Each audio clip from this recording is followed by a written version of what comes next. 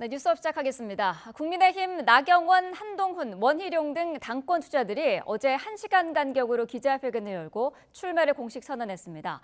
총선 패배의 오판을 반복해서는 안 된다. 또 당정 관계를 수평적으로 재정립하겠다 등 곱씹어볼 만한 발언들이 잇따라 나왔습니다. 먼저 강민경 기자입니다. 릴레이 출마 선언의 첫 주자로 나선 나경원 의원은 총선 패배를 자초한 오판을 반복할 수 없다며 한동훈 전 비상대책위원장을 정조준했습니다. 특히 대선 주자가 당대표를 맡을 경우 사심이 공심보다 앞설 수밖에 없다며 대선 불출마 카드를 꺼내들었습니다. 반드시 보수 재집권에 성공해야 합니다. 그렇다면 우리 국민의 힘을 책임지지 않는 정치, 미숙한 정치, 염치 없는 정치에 맡길 수 없습니다. 앞서 지역구에서 출마를 선언한 윤상현 의원도 한 전 위원장을 포함한 나머지 후보들은 대선을 준비하라며 당권 대권 분리에 방점을 찍었습니다. 어떤 대권이나 시장 나가는데 정치적 발판, 소위 말해서 당을 도구화시키는 그런 정치 행태를 보이면 안 된다. 한 전 위원장은 그러나 대권 도전 가능성을 열어두면서 당정 관계를 수평적으로 재정립하겠다고 강조했습니다. 당정 협력, 당정 일체론을 강조한 경쟁자들과의 차별성을 부각했는데 향후 선거운동 과정에서 집중 공격을 받을 가능성이 적지 않다는 전망입니다. 당이 정부와 충실히 협력하지만 꼭 필요할 때는 합리적인 견제와 비판, 수정 제안을 하는 것도 마다하지 않겠습니다. 반면 원희룡 전 국토교통부 장관은 대통령과의 신뢰관계를 정면에 내세우며 당정 원팀을 핵심 단어로 꼽았습니다. 내각 장관 출신 인사란 점 등 현 정부와의 관계를 강조하며 원외 인사 한계론을 극복하는 데 집중하는 모습도 엿보였습니다. 친윤계 지원설이 흘러나오는 배경으로도 꼽힙니다. 윤석열 정부가 성공해야 정권을 재창출할 수 있습니다. 신뢰가 있어야 당정 관계를 바로 세울 수 있습니다. 국민의힘은 오늘부터 이틀 동안 전당대회 후보자 등록을 진행합니다. 당권 주자들이 모두 출사표를 던지며 4파전 대진표가 완성된 가운데 출마 선언부터 향후 쟁점이 될 만한 메시지들이 쏟아지며 치열한 신경전을 예고했습니다. YTN 강민경입니다. 네, 국민의힘 한동훈 전 비대위원장은 여도, 야도 아닌 제3자가 추천권을 갖는 최상병 특검법을 발의하겠다고 밝혔습니다. 일단 수사부터 지켜보자는 기존 정부 여당과는 다른 입장인데요. 나경원 의원은 곧장 순진한 발상이라고 직격했습니다. 안윤학 기자입니다.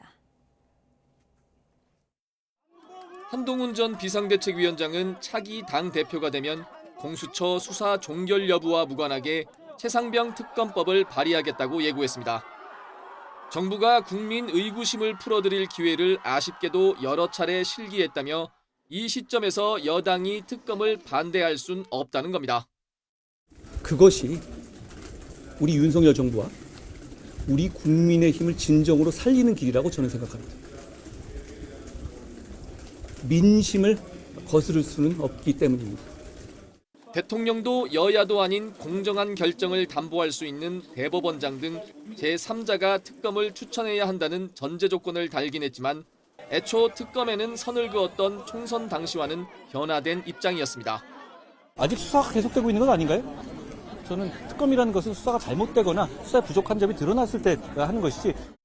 이 때문에 한 전 위원장이 반윤 색채가 짙단 당내 비판에 정면 돌파를 시도하며 전당대회 초반부터 승부수를 띄웠다는 분석도 나옵니다. 나경원 의원은 즉각 반대 입장문을 올렸습니다. 민주당의 특검은 정권 붕괴용인데 특검 수용론은 순진한 발상이고 위험한 균열이라며 직격탄을 날린 겁니다. 윤상현 의원도 한 전 위원장의 발언에 순간 민주당 당대표 출마 선언으로 착각할 정도였다며 교란이자 자충수라고 비판했습니다. 원희룡 전 장관은 공세 수위를 높이진 않았습니다. 다만 공수처나 경찰 수사가 미진하다면 먼저 특검을 요청할 수도 있다며 대통령실과 보조를 마쳤습니다.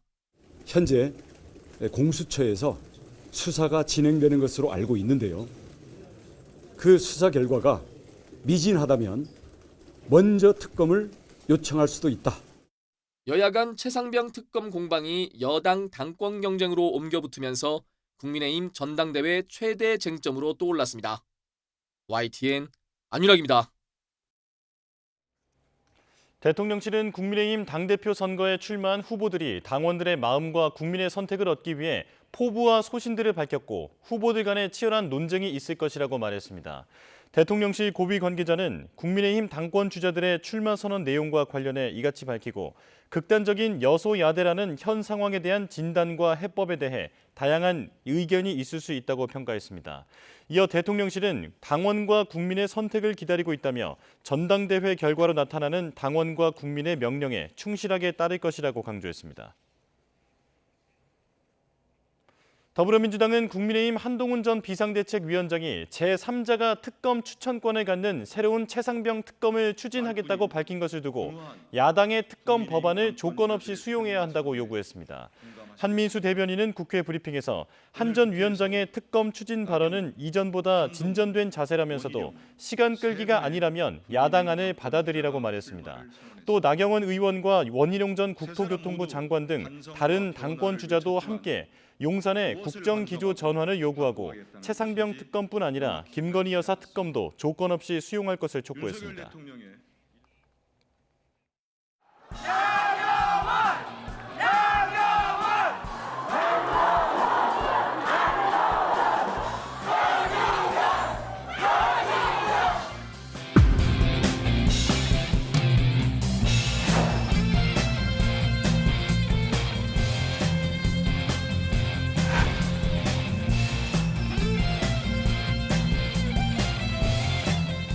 총선 패배를 자초한 오판을 다시 반복할 수는 없습니다.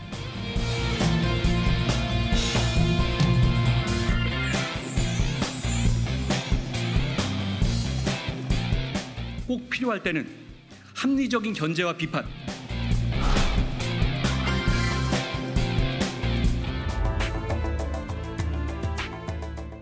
그 의구심을 저는 풀어드려야 한다고 생각합니다.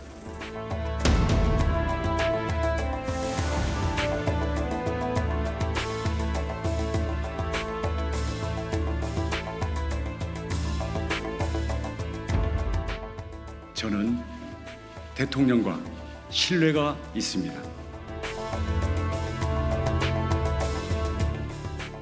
우선 공수처의 수사 철저히 진행되도록 하고요. 당정관계를 파탄내는 그런 후보가 돼서는 안 된다.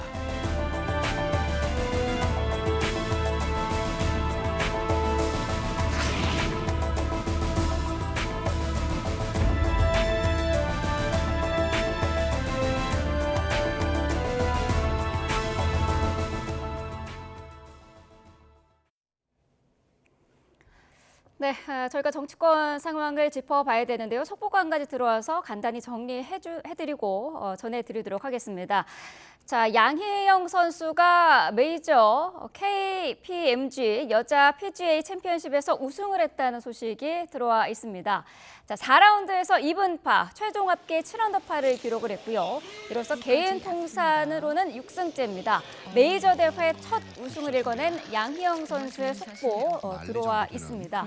올 시즌 16번째 대회에서 한국 선수로는 첫 번째 우승이고요. 자, 양희영 선수는 이로써 세계 랭킹을 끌어올려서 파리 올림픽 출전도 유력해진 상황입니다. 다시 한번 전해드리도록 하겠습니다. 양희영 선수가 메이저 KPMG 여자 PGA 챔피언십에서 우승을 했고요. LPGA 투어 시즌 한국 선수로는 첫 번째 우승 소식입니다. 자세한 내용 이어지는 뉴스에서 계속해서 전해드리도록 하겠습니다. 네, 여야 전당대회 상황 등 정치권 이슈 자세히 짚어보도록 하겠습니다. 강전의 국민의힘 전당대회 선관위 대변인 또 성치훈 더불어민주당 정책위 부의장과 함께하겠습니다. 어서 오십시오. 네. 자, 먼저 국민의힘 전당대회 관련 내용부터 짚어보도록 하겠습니다. 어제 나경원, 한동훈, 또 원희룡 세 사람이 1시간 간격으로 출사표를 던졌는데요. 먼저 주요 멘트 듣고 오겠습니다. 총선 참패의 쓰나미 속에서도 저는 대한민국 심장부 서울 지역구를 탈환했습니다. 승리는 결과로 입증하는 것입니다. 이겨본 사람만이 이길 수 있습니다. 지금 시기에 국민의힘 당대표는 할 수 있는 것도 없고 죽기 딱 좋은 위험한 자리라고들 합니다. 저는 용기 내어 헌신하기로 결심했으니 주저하지 않겠습니다.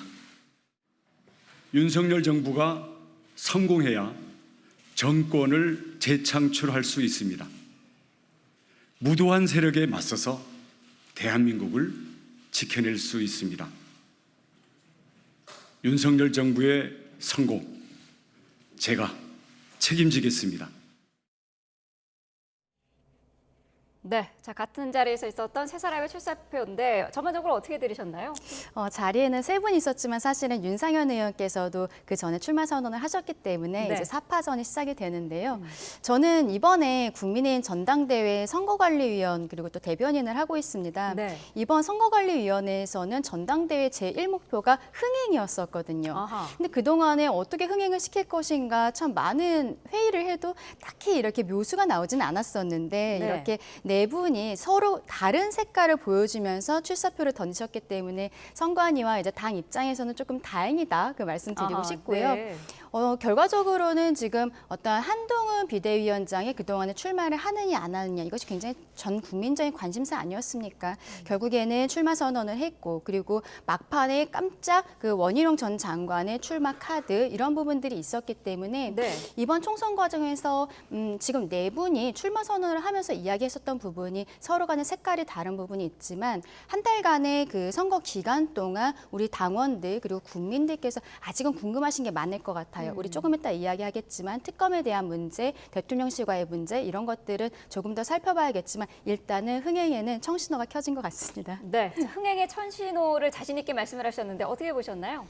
저는 각자의 장점을 내세웠기 때문에 흥미롭게 들었습니다. 왜냐하면 네. 지금 한 사람의 장점은 다른 사람의 또 단점이 되는 상황이거든요. 예를 들면 나경원 의원은 한동훈 전 위원장이나 원희룡 전 장관이 직전 선거에서 패배했다는 그걸 파고들어서 본인이 이겼던 후보다, 이기는 방법을 알고 있는 후보다 이걸 강조한 것 같았고요. 네. 또 한동훈 전 위원장은 아무래도 지지율이 좀 앞서고 있지 않습니까? 그렇기 때문에 유일하게 대통령을 향해서도 뭔가 비판과 견제의 목소리를 내야 된다. 지지율이 없으면 이런 얘기 할 수 없습니다. 또 네. 원희룡 전 장관 같은 경우는 아무래도 지금 보수 지지층들이 지금 딜레마를 겪고 있거든요. 대통령실에 할 말은 해야겠지만 지금 할 말을 하다가 조기 레임덕이 오는 것 아닌가? 이런 걱정이 있기 때문에 나는 대통령과 신뢰관계가 있는 유일한 후보다라는 걸 강점을 내세우는 그런 장점을 내세우는 각자의 각양각색의 후보들의 출마 선언문을 흥미롭게 들었습니다. 네. 자, 어제 출사표를 던지면서 나온 주요 내용들 키워드로 하나씩 분석을 해보도록 하겠습니다. 첫 번째 키워드 주시죠. 네. 자, 첫 번째 키워드 당정 관계예요. 일단은 당정 관계 한동훈 전 비대위원장 같은 경우에는 수평적인 당정 관계를 언급을 했고 나머지 세 후보 같은 경우에는 뭐 동행 관계, 신뢰 관계 이런 부분을 그렇죠. 강조를 했어요. 어떻게 보시나요? 아무래도 한동훈 비대위원장이 이번에 총선에 전당대회 출마를 하느냐 마느냐 이 이야기를 할 때는 가장 좀 신경이 쓰였던 것은 저는 총선 참패에 대한 책임보다도 대통령실과의 관계를 어떻게 정립할 것인가였을 것 같습니다. 네.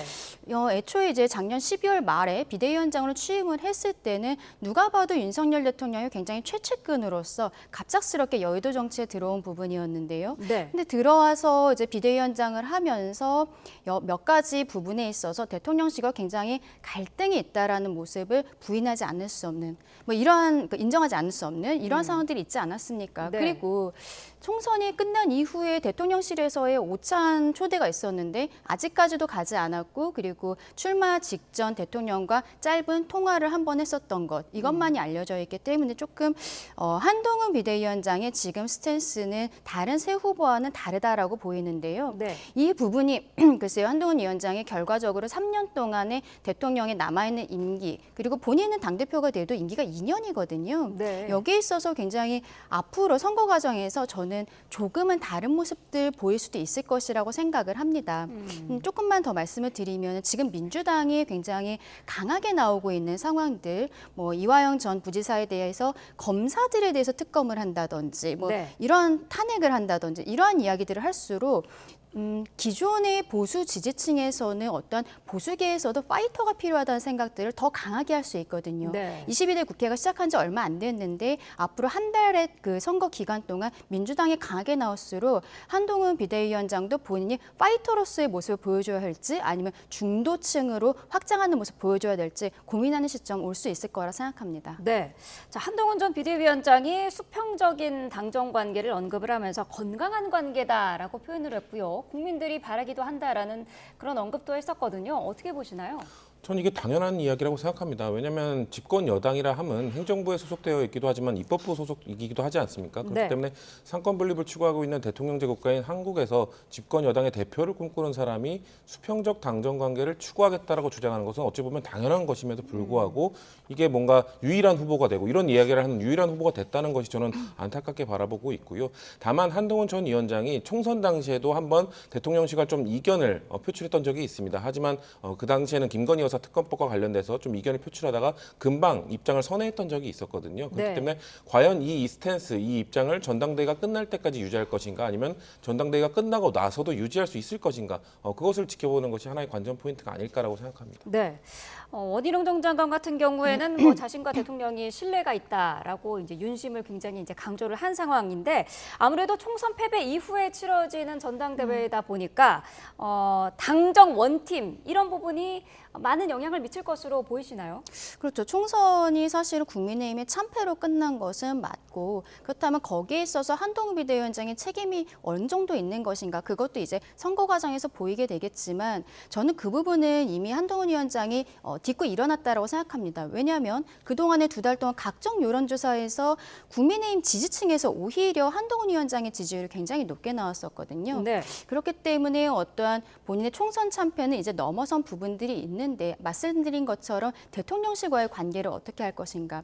원희룡 전 장관 같은 경우에 본인이 국토부 장관을 하는 동안에 어떻게 보면 민주당에서는 강하게 좀 비난을 한 부분이었지만 양평고속도로 부분에 있어서 굉장히 대통령실에 대해서 우호적인 이야기들을 했던 것. 최근에도 엘살바도르의 대통령의 특사로서 다녀왔고 특사로 다녀온 이후에 대통령과 독대를 하면서 이렇게 전당대회에 나오는 것을 지금 언론을 통해서 알려져 있는데요. 이런 것들을 봤을 때는 본인이 대통령에게 할 말을 하면서 레드팀도 꾸리면서 그러면서도 같이 나가겠다라는 모습을 강하게 보이고 있거든요.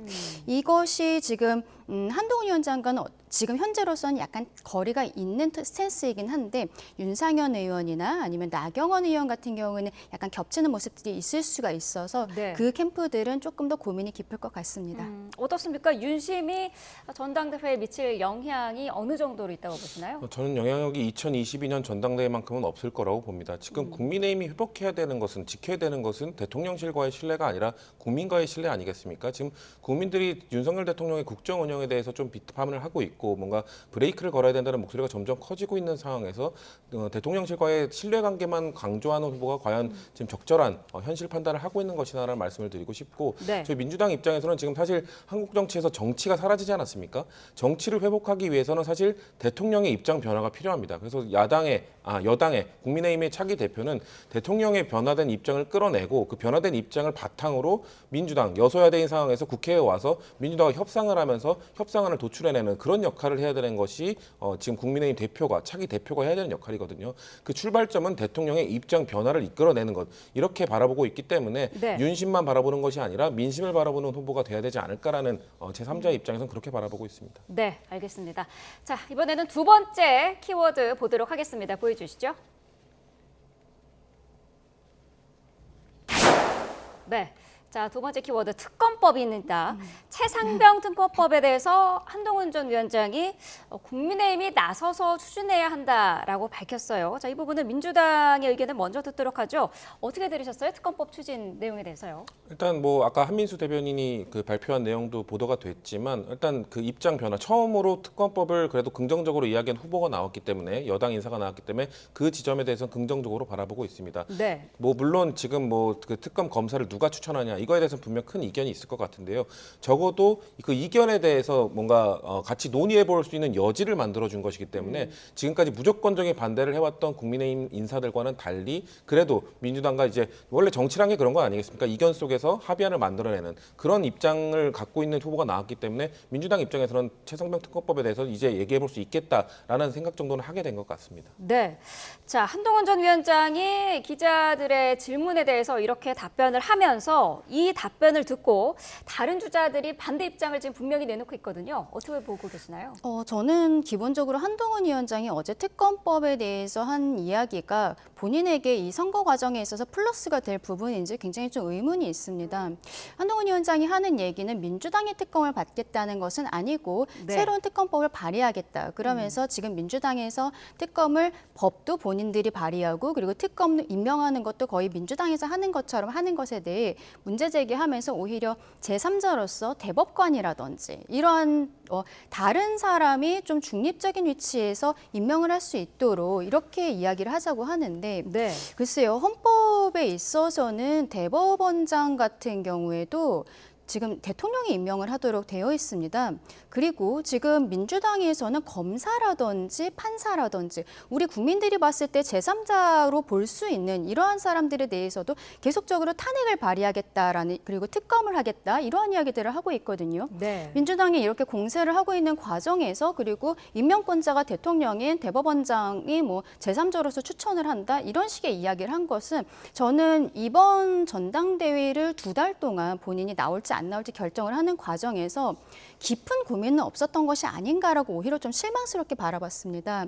본인이 다른 3명의 후보들과의 차별점을 두기 위해서 그리고 거기에 있어서 가장 지금 포인트가 되는 것이 최상병 특검 그리고 김건희 여사에 대한 수사 문제라고 저는 보고 있는데요. 네. 여기에 대해서 본인이 다른 후보들과의 차이점을 두기 위해서 좀 무리수를 뒀다. 지금 특검을 그리고 법을 발의를 하려면요.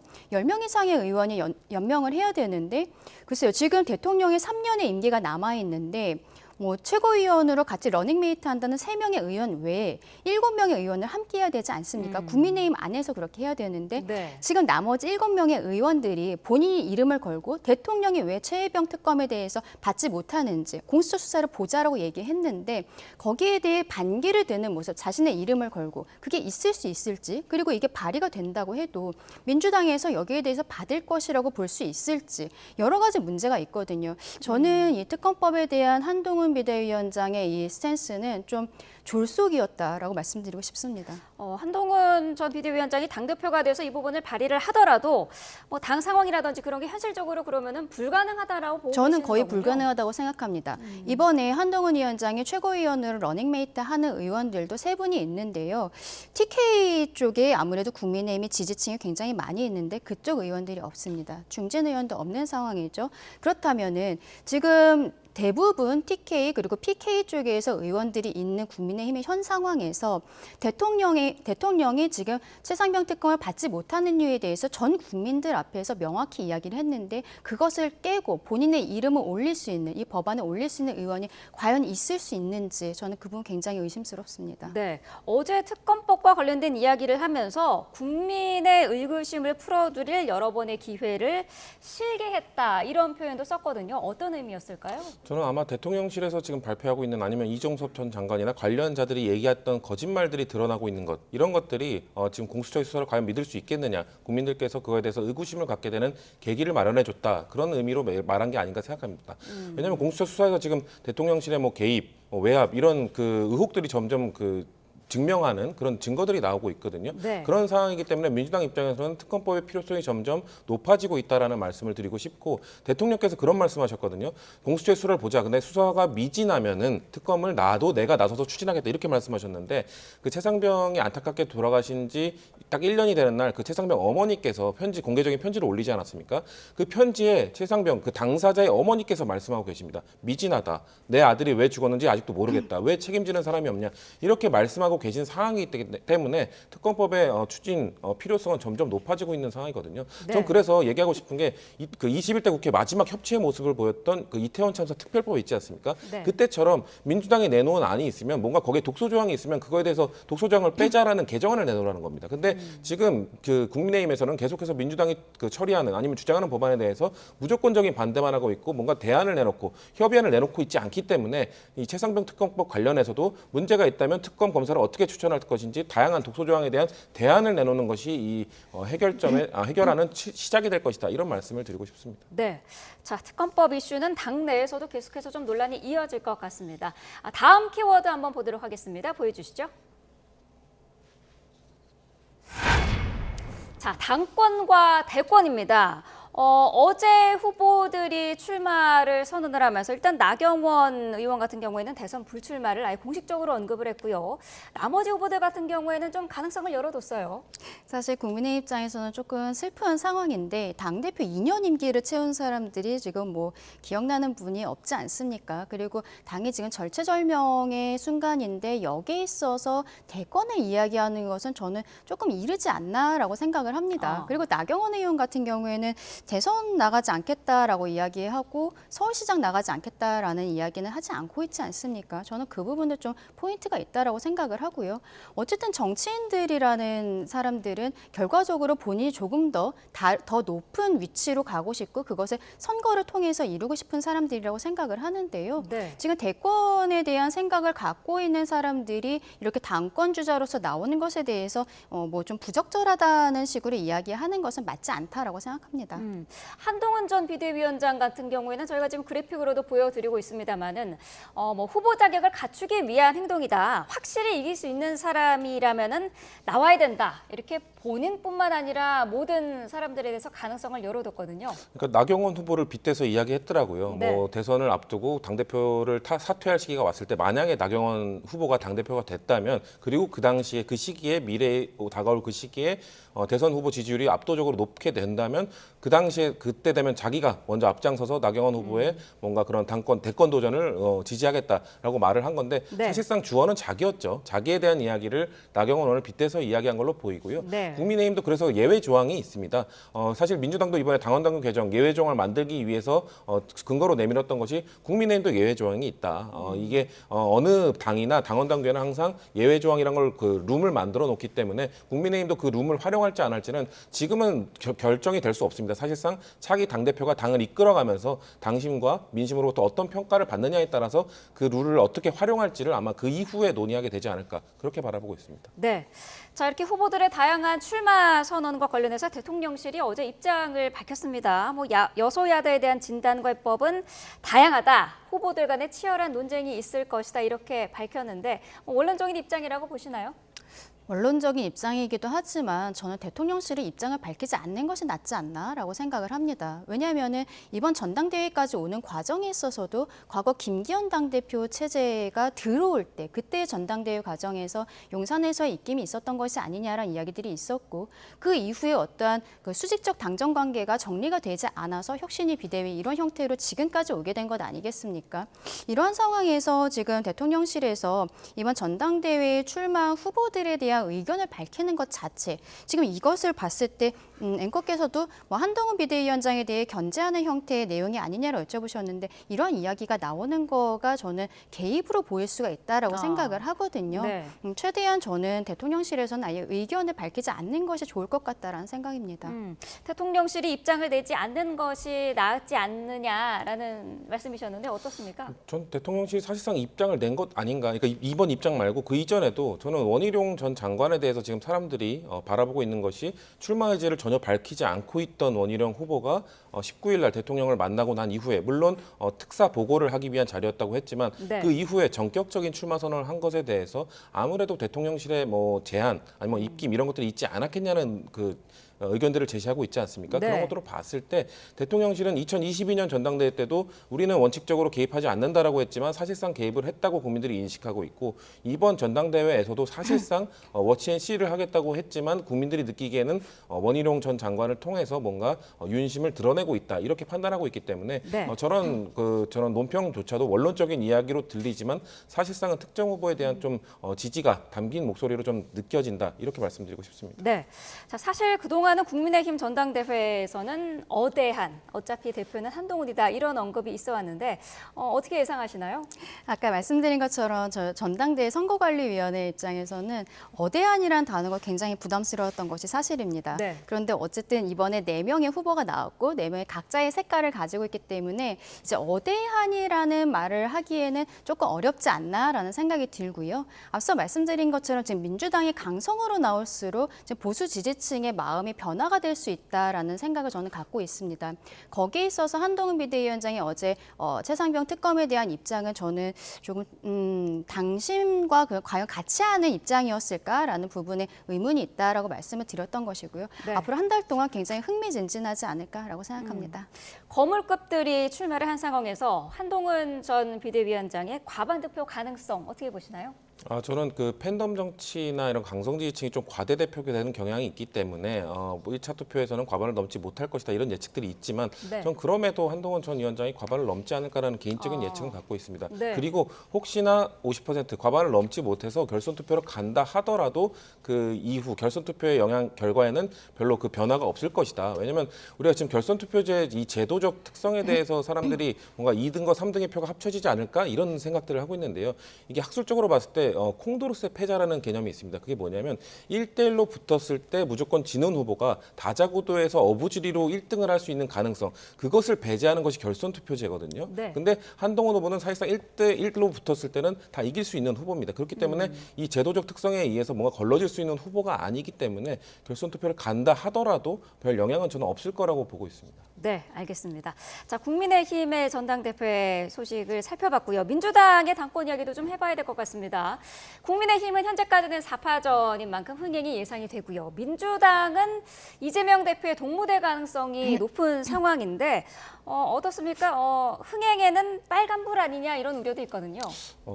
인정해야 될 부분이죠. 아무래도 네. 이재명 대표께서 만약에 다른 후보가 나온다 하더라도 너무 압도적인 지지를 받고 계시기 때문에 과연 그것이 재미있는 선거가 될 수 있을 것인가 이런 의구심들이 많습니다. 그렇기 네. 때문에 저는 최고위원 선거라도 좀 치열하게 치러졌으면 좋겠다라는 생각을 하고 있는데 최고위원 선거조차도 사실상 다양한 목소리나 이런 것들이 나오는 것보다는 아무래도 뭐 친명 위주의 후보들이 지금 출마 의지를 밝히고 있기 때문에 그런 것도 좀 안타까운 부분입니다. 그래서 저는 지금 이번 공천, 이번 총선에서 비명 후보들은 한 명도 안 된 게 아니지 않습니까? 네. 분명 문재인 정부의 장관 출신 분들이라든지 다양한 분들이 당선이 됐습니다. 전 그런 다선 의원, 그런 중진 의원분들이 조금 더 용기를 내서 이 전당대회 흥행을 위한 역할을 좀 해주셨으면 좋겠다. 이런 당내 목소리도 많다는 점을 좀 알아주셨으면 좋겠습니다. 네, 자, 상대당의 입장에서 봤을 때 이재명 대표의 대항마랄까요? 어떤 사람이 있을 수 있을까요? 지금 나오는 얘기는 이인영 전 장관이 출마하지 않겠냐라는 이야기들도 있지만 아무래도 저는 부담감이 있을 것 같습니다. 본인이 2위가 되어서 탈락하는 것을 넘어서서 지금 이재명 대표에게 맞서는 모습을 어떠한 그 강성 지지층들의 공격 대상이 될 수가 있는 것이거든요. 네. 이재명 대표가 지난 총선 과정에서도 어쨌든 비명 행사라는 이야기들이 있으면서 공천 과정에서 정권을 휘둘렀고 그래서 지금 원내에 들어와 있는 사람들은 대부분 이재명계라고 봐야 될 수밖에 없다고 생각을 합니다. 근데 이러한 상황에서 지금 원외에 있는 임종석 전 비서실장이라든지 박용진 전 의원이라든지 이런 분들이 전당대회에 대해서 별다른 말씀이 없으시고 지금의 이재명에 더 강해져 있는 일극체제에서는 출마하기가 쉽지 않을 것 같다.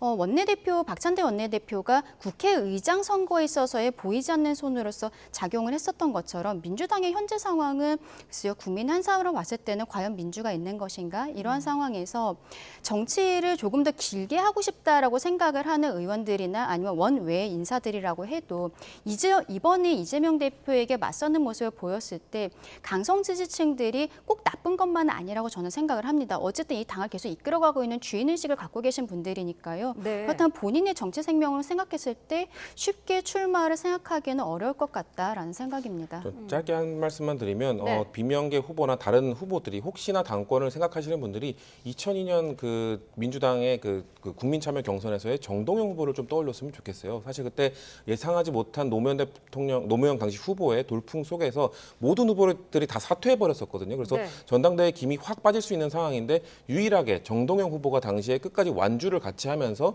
노무현 대통령을 좋아하는 팬심도 그래도 정동영 후보가 있어서 끝까지 전당대회를 흥행 속에 잘 치렀다. 이런 평가를 하면서 정동영 후보에 대해서 긍정적 생각을 해주기도 했거든요. 그렇기 네. 때문에 뭔가 차이가 좀 나더라도 뭔가 건전한 비판, 건전한 토론 속에서 전당대회를 치를 수만 있다면 이재명 대표를 지지하는 분들도 그 다른 그 제2의, 제3의 후보에 대해서 그렇게 안 좋은 소리를 낼 건 아니기 때문에 네. 좀 더 결심을 해주십사라는 말씀을 다시 한번 드려봅니다. 네, 다양한 목소리가 나오면 좋습니다만은 강성의 목소리가 너무 큰 것 아니냐 이런 우려도 있어요. 그래서 지금 당 내에서도 일극 체제, 또 대명에 대한 비판의 목소리도 있지 않습니까? 맞습니다. 지금 당원 당규 개정, 아까 제가 말씀드린 당원 당규 개정도 사실상 예외 조항을 만들어 두기 위한 국민의힘도 있는 예외 조항이 민주당에만 없었기 때문에 네. 그런 제도적 불안전성을 좀 보완하는 차원이었음에도 불구하고 결국 일극 체제 완성을 위한 것 아니냐 이런 비판도 있었고 네. 그리고 조금 뒤에 다뤄볼지 모르겠지만 뭔가 당 내에서 뭔가 이재명 대표에 대한 좀 과잉 충성된 메시지 이런 것들이 또 계속해서 나오면서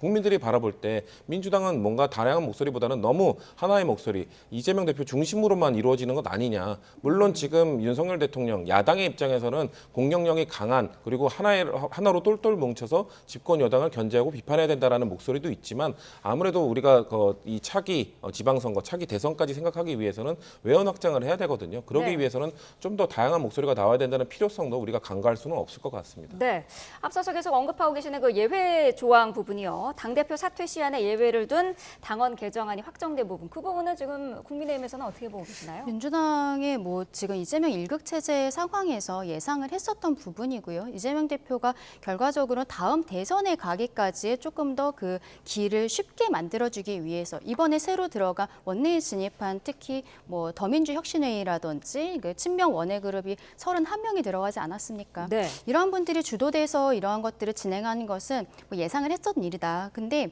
앞으로 이재명 대표가 연임하는 것은 거의 확정이 될 것 같은데요.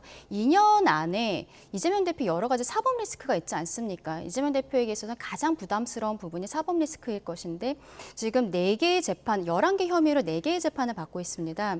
이 2년 동안에 분명히 어느 한 개의 재판은 1심 판결이 나올 것이란 말이죠. 근데 거기에 있어서 일부라도 유죄가 나왔을 때 당이 계속적으로 이재명 일극 체제를 유지할 수 있을 것인가? 그 부분은 조금 의문이고 그러한 것이 있기 때문에 이러한 리스크를 줄이기 위해서 이재명 대표가 다른 본인과 친한 다른 사람을 당대표로 하는 것보다는 본인 스스로가 당대표로서 지켜야 된다는 생각도 분명히 갖고 있을 것이라고 생각합니다. 네, 자 이재명 대표 이르면 오늘 이번 주 안에는 출마 선언이 있을 거다라는 예상이 나오고 있는데 언제쯤 할까요? 이번 주에는 이루어지지 않을까라는 생각을 합니다. 네. 말씀드린 일극 체제 이런 거에 대한 비판 의견 때문에 여론 때문에 조금 숨고르기를 하고 있는 단계이긴 하나 네. 그렇게 시간을 오래 끌 필요는 없거든요. 아무래도 우리가 지금 앞에서 얘기한 다른 후보들이 좀 결심할 수 있는 시간까지 약간의 그런 숨고르기를 한 것이기 때문에 네. 당내에서는 아마 이번 주 안에 모든 것들이 다 이루어질 것이라고 예측하고 있습니다. 네, 알겠습니다. 자, 이번 주 안에 이재명 대표의 출마 선언이 있을 것이다라고 언급을 하셨습니다. 국회 상황도 마지막으로 좀 짚어보도록 하겠습니다. 어제 이제 원구성 협상을 위해서 여야 원내대표 만났지만 역시나 빈손으로 종료를 했거든요. 일단 우원식 국회의장이 제시한 최후의 통첩 시간은 지난 상황이에요. 네, 그렇습니다. 오늘 국민의힘 입장에서는 의원총회를 하고 네. 아마도 마지막 안을 제시하는 시간이 될 것으로 보이는데요. 의원총회를 계속적으로 하고 있었습니다. 네. 근데 여기에 있어서 뾰족한 수가 나오지 않는다는 것은 국회 법의 규정을 지금 민주당이 어기고 있는 것은 아니거든요. 네. 국민의힘에서 이야기하고 있는 것은 국회 관행이라는 것입니다. 그렇다면 이번에 총선의 참패 이후에 국민의 입장에서는 관행을 지켜달라고 이야기했을 때 민주당이 저렇게 강성으로 나온 것은 예상이 됐던 부분이고 그렇다면 저는 나머지 7개 상임위원이라도 가져와서 국회를 정상화시키는 것이 여당으로서 맞지 않는가라고 생각을 하고 있는데요. 근데 그건 저의 개인적인 생각인 것이고 국민의 입장에서는 오히려 강대강으로 가서 민주당 입장에서 어떠한 18개 상임위를 만약에 다 가져갔을 때 국민들께서 민주당에 폭주하고 있다라면서 심판하시리라는 것에 대해서 좀 기대하는 부분도 있지 않을까라고 생각합니다. 네. 하지만 지금 민생이 어려운 상황이고 여당이지 않습니까? 여기에 있어서 국민의힘이 민주당과의 관계에 있어서 특히 뭐 우원식 국회의장이 어떠한 안을 주지는 않았었다라고 어제 추경호 원내대표가 이야기하고 있는데 네. 여기에 대해 만약에 예상을 하지 못했다면 정치력이 부재했던 것이라고 저는 생각해야 된다고 보고요. 결국에는 이제 국민의힘 입장에서는 지금 남아있는 부분에 있어서 본인들이 최대한으로 열심히 하는 모습, 국민들께 다가가는 모습 보여줘야 되지 않을까 그렇게 생각을 합니다. 그렇다면 7개 남아있는 위원장은 오늘 의총에서 받아들이는 걸로 결론이 날 가능성이 크겠네요. 저는 그렇게 생각을 하는데 네. 글쎄요. 지금 국민의 입장에서도 의총을 여러 차례 했지만 결론을 지금 내지 못하는 부분들이 강성으로 가자라는 목소리들이 지금 있기 때문인데 네. 조금씩 그래도 7개라도 가져와야 되는 것이 아니냐라는 의원들의 목소리도 있는 것으로 알고 있습니다. 네. 자, 어쨌든 지금 민주당도 그렇고 의장실도 그렇고요. 내일 예정된 본회의는 일단 계획대로 연다는 입장인데요. 국민의힘이 오늘 명단 제출을 끝까지 거부를 하면 민주당은 어떤 선택을 하게 되는 건가요? 끝까지 거부하면 그냥 나머지 그 상임위도 임명을 해서 진행을 할 걸로 보입니다. 지금 네. 민주당에서 얘기하고 있는 것은 물론 독주에 대한 비판 의견도 비판 여론도 좀 우려가 되지만 네. 지금 국민들께서는 일을 하라는 거거든요. 빨리 상임위 열어서 회의해서 민생 법안 이런 것들 논의하고 통과시키라는 것인데 국민의힘이 들어오지 않고 있기 때문에 그렇다면 나머지 7개 상임위에도 중요한 법안들이 너무 많습니다. 그렇기 네. 때문에 아마도 국민 여론을 생각해서 민생을 생각해서 바로 임명을 해서 회의를 여는 절차를 밟지 않을까 이렇게 예측돼 봅니다. 네, 자 22대 국회 원구성 11대 7이 될지 초유의 18대 0이 될지도 조만간 결론이 날 것으로 보입니다. 정치권 상황 자세히 짚어봤습니다. 강전의 국민의힘 전당대표 선관위 대변인 성치훈 더불어민주당 정책위 부의장과 함께했습니다. 오늘 말씀 감사합니다. 영국 제2의 도시인 맨체스터 공항에서 대규모 정전으로 무더기 결항 사태가 빚어졌습니다.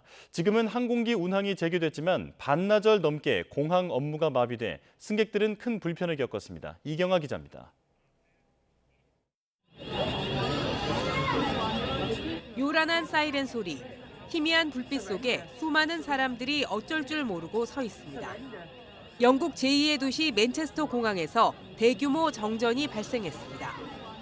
이 때문에 항공편 체크인부터 짐을 보내고 찾는 작업, 출입국 수속 등이 모두 큰 차질을 빚었습니다. 사실상 공항 업무가 마비된 겁니다. Bags everywhere. There's absolutely thousands. You can't get a seat. And we're now getting asked to leave the airport now. You know, surely they have a duty of care for us, but we're now stranded. 이번 정전 사태로 하루 항공 운항 편수의 20%인 100편 이상이 결항됐습니다. 이용객들은 공항 곳곳에 모여 새 출발 시간이 나오길 기다리거나 기차 등 다른 교통편으로 발길을 돌려야 했습니다. We've been advised this morning not to travel to Manchester Airport, but we thought we'd chance it as our flight's not until 6:30 tea time. 현지 시간으로 일요일 오전 시작돼 반나절 이상 이어진 정전 사태는 저녁 무렵에야 수습됐습니다. 항공편 운항은 현재 정상화됐지만 무더기 결항 파장은 주 초까지 이어질 전망입니다. We were due to have 90,000 passengers flying in and out of this airport today. And when Terminal 1 and Terminal 2 can't depart passengers for an entire morning, there's going to be an impact. And I'm really sorry that that's happened. 영국에서는 지난달에도 히드로와 맨체스터 등 주요 공항 전자여권 인식 시스템이 중단돼 출입국 수속이 크게 지연되는 소동이 벌어졌습니다. YTN 이경아입니다. 어젯밤 전남 영광에 있는 주택에서 불이 나 조부모와 함께 살던 장애 아동이 숨졌습니다. 대전에서는 택시를 들이받은 승용차가 보행로까지 침범하는 아찔한 사고가 발생했습니다. 사건 사고 소식 정현우 기자입니다. 태간살이는 잿더미가 되고 엉망진창이 된 집안. 밖에선 소방대원들이 급하게 심폐소생술을 시도합니다. 전남 영광에 있는 1층짜리 주택에서 불이 난 건 어젯밤 8시 반쯤. 80대 할아버지 할머니는 급히 빠져나왔지만 지적 장애를 앓던 11살 손자는 안에서 심정지 상태로 발견됐습니다. 응급조치를 받으면서 병원으로 옮겨졌지만 끝내 숨졌습니다. 상황이 이제 급하게 해가지고 할머니도 좀 놀이시고 그래가지고 현장에서 얘기해봤는데 다른 방에 있는 줄 알고 그러니까 나오면서 앞서가던 택시는 멈췄지만 뒤에 오는 승용차가 속도를 늦추지 않습니다. 충돌 뒤에도 멈추기는커녕 앞차를 힘으로 밀어내고 더 달립니다. 결국 보행로를 침범하고 버스 표지판까지 들이받고서야 멈췄습니다. 대전 괴정동에서 60대 운전자가 몰던 승용차가 연달아 사고를 냈는데 마침 인도엔 사람이 없어 보행자가 다치진 않았습니다. 그 인명사고 안 나왔기 다행이지. 그 운전 실수인가 도대체 나는 알 수가 없어. 아까 막 어지럽고 그렇더라고. 제가 이렇게 누워있어. 건물 사이로 연기가 희뿌옇게 뿜어져 나옵니다. 새벽 0시 40분쯤엔 서울 종로구 3층짜리 창고 건물에서 불이 났습니다. 다친 사람은 없었고 소방은 정확한 화재 원인을 조사하고 있습니다. YTN 정현우입니다. 6월 24일 뉴스업 주요 일정 정리합니다. 국회의장이 여야에 통보한 원구성 협상 시한이 어제로 끝난 가운데 국민의힘은 당내 의견을 최종 수렴하기 위한 의원총회를 엽니다. 여당 몫으로 남은 7곳의 상임위원장 자리를 맡을지 아니면 원구성에 불참할지를 최종 결정한다는 방침입니다. 전당대회 돈봉투 살포 의혹을 받는 전현직 더불어민주당 의원들의 재판이 오늘 열립니다.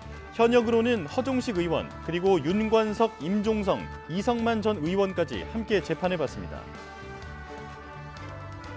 김용천 민주연구원 부원장의 재판에서 위증을 교사한 혐의를 받는 더불어민주당 이재명 대표 대선 캠프 출신 인사들의 재판이 열립니다.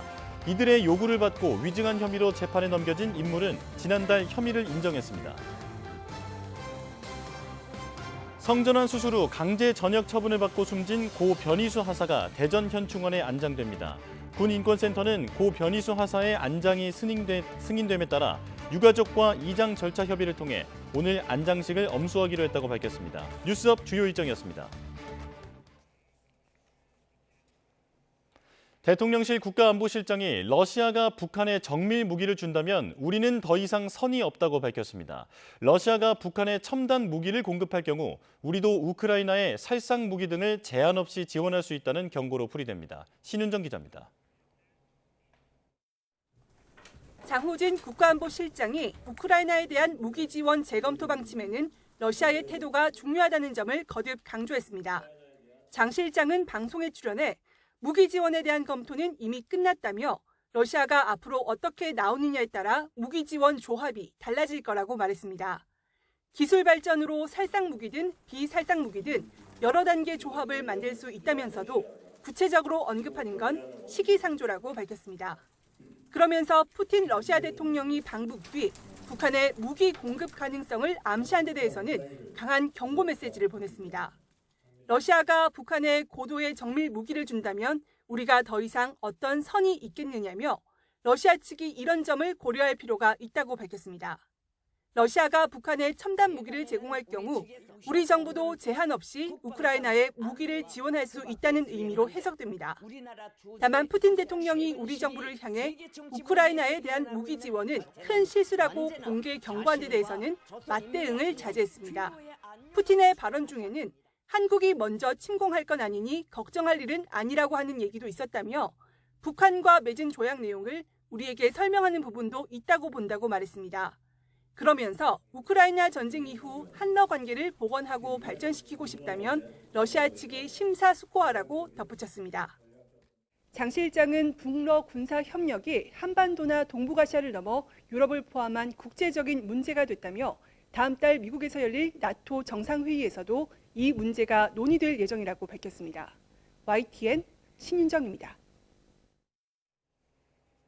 북한이 러시아와 동맹에 준하는 조약을 맺은 가운데 이번 주 한미일 3국이 처음으로 다영역 연합훈련을 실시해 북한의 반응이 주목됩니다. 이뿐 아니라 북한은 대북전단에 대한 보복 조치도 예고한 상황이라서 이번 주 한반도 긴장이 고조되는 건 아닌지 김대근 기자가 전망해봤습니다.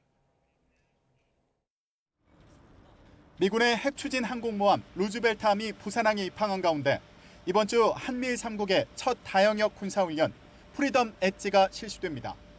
최근 북한과 러시아가 포괄적 전략 동반자 조약을 체결한 상황에서 진행되는 만큼 북한의 반응이 주목됩니다.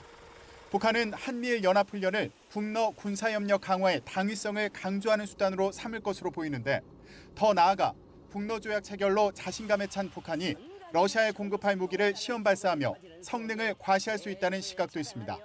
한미일 군사훈련에 대한 대응 형태로서 또 러시아에 제공할 미사일을 사전에 보여준다는 측면에서 동해상으로 단거리 미사일 발사 훈련이 간헐적으로 이루어질 가능성도 있다고 봐야죠. 북한은 또 대북 전단 살포에 대한 보복 조치도 예고한 상황. 서해에서의 포격이나 무인기 침투 외에도 해킹 등 새로운 방식의 공격 가능성이 제기됩니다. 해킹 시도가 좀 높지 않을까. 그래서 우리 금융 전산망, 우리 은행들 금융 전산망이나 아니면은 우리 정부 홈페이지라든가 이런데 사이버 공격을 가할 가능성도 굉장히 높죠. 그런데 이런 단기적 대응 외에도 북러가 군사 협력을 지속하며 국제안보에 심각한 위협을 가할 수 있다는 우려도 나옵니다. 북한의 공병부대는 물론 전투부대의 우크라이나 파병이나 북한의 핵 개발을 러시아가 묵인하고 물밑에서 지원할 가능성까지 거론됩니다. 푸틴 대통령이 우리는 북한의 핵 보유국을 인정합니다라고 공식적으로 승인한 건 아니지만 핵 개발서부터 모든 것들은 다 가능하도록 만들어 놓은 거잖아요, 조약이. 국책연구기관인 국가안보전략연구원은 이번 푸틴 대통령 방북 시 러시아가 안보리 대북 제재를 대놓고 무시하는 방식으로 북한의 핵무장을 우회적으로 용인했다며 정부 차원에서 전술핵 재배치나 자체 핵무장 등을 포함한 다양한 북핵 대응 방안을 검토해야 한다고 밝히기도 했습니다. 이런 가운데 북한은 이번 주 노동당 중앙위원회 전원회의를 열고 북러 조약에 따른 협력 절차를 구체화하며 대내외의 성과를 선전하는 데 힘쓸 것으로 보입니다. YTN 김대근입니다. 탈북민 단체가 쌀이 든 페트병을 다시 한번 북한 쪽에 방류한 것으로 보입니다. 탈북민 단체의 큰 셈이 그제 오전 인천 강화도 앞바다에서 쌀과 1달러 지폐, 구충제 그리고 USB가 담긴 페트병 200개를 북한 방향으로 보낸 것으로 알려졌습니다. 앞서 해당 단체는 7일에도 쌀이 담긴 페트병 500개를 강화도 바다에 띄우면서 한 달에 2번씩은 같은 활동을 이어나갈 것이라고 밝혔습니다. 북한이 지난해 8월부터 올해 1월까지 러시아에 7만 4천 톤 이상의 폭발물을 보냈다고 미국 일간 워싱턴 포스트가 현지 시간 22일 보도했습니다.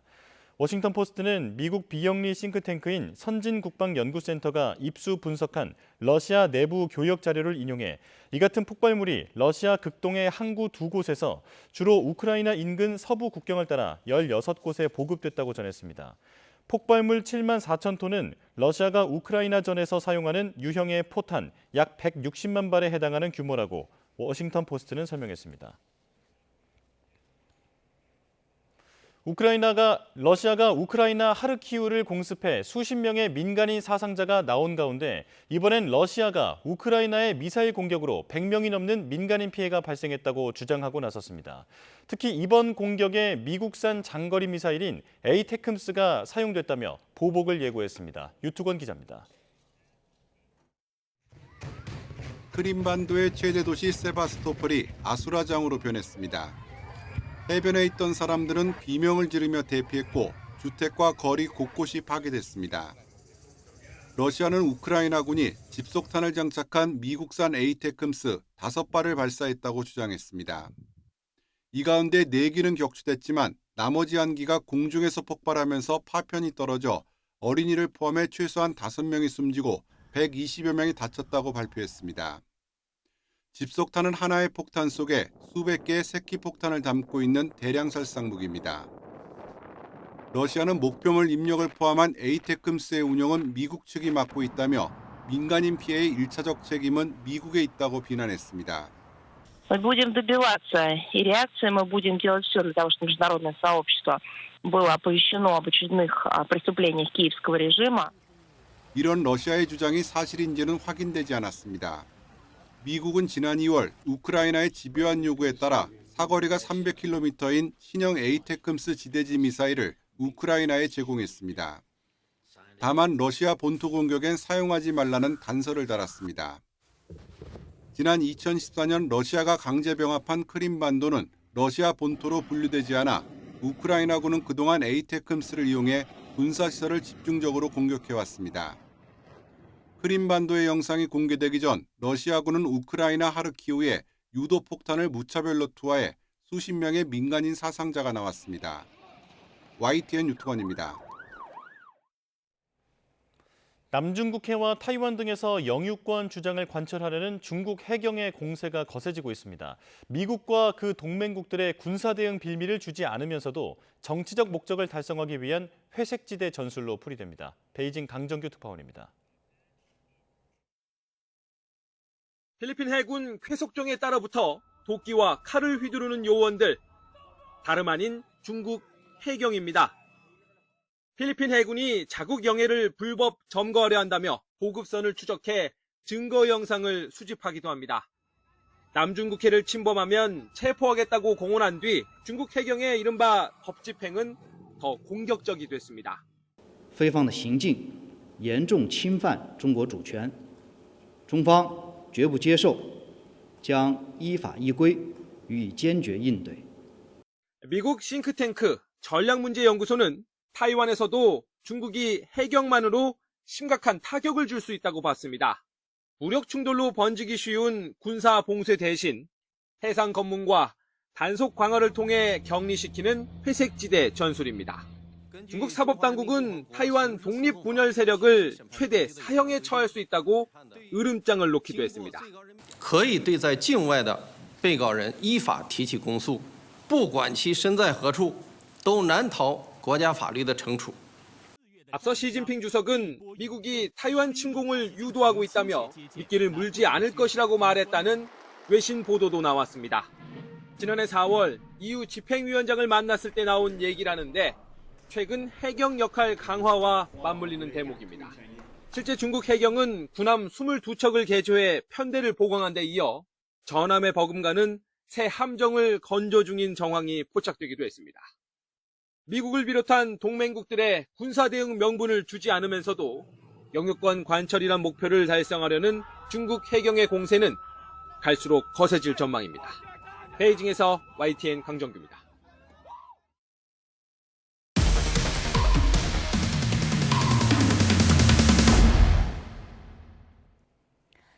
네, 2년 전 YTN은 기아의 신형 전기차가 중요 부품이 빠진 상태로 공급됐다는 사실을 전해드렸는데요. 최근 법원이 기아의 위자료를 지급하도록 판결한 사실이 확인됐습니다. 소비자 불편을 인정하면서도 법원은 차량 자체의 하자는 아니라고 판단해 숙제를 남겼습니다. 김철희 기자가 단독 보도합니다. 지난 2022년 기아의 신형 전기차 EV6가 핵심 부품인 배터리팩을 고정하는 볼트 없이 고객에게 인도된 사실이 YTN 보도를 통해 처음 알려졌습니다. 고정 안 된 배터리팩이 운행 중 움직이면서 냉각수까지 샌 거로 드러났는데 기아의 미진한 대처도 논란이 됐습니다. 자기네들은 그런 거 전혀 해줄 수 없다. 아무것도 해줄 수 없다.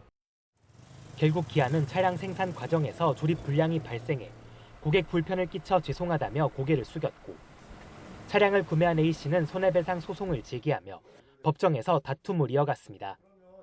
그리고 지난달 법원은 기아가 A씨에게 위자료 300만 원을 지급해야 한다며 2년 만에 A씨 손을 들어줬습니다. A씨가 넘겨받은 새 차의 주요 부품 조립이 완전하지 못했고 이로 인해 차량 정비를 받는 등 차량 이용에 불편을 겪었다는 점을 인정한 겁니다. 다만 재판부는 이러한 문제가 차량 자체의 하자나 차량 가치 감소를 가져오는 하자는 아니라며 나머지 손해는 인정하지 않았습니다.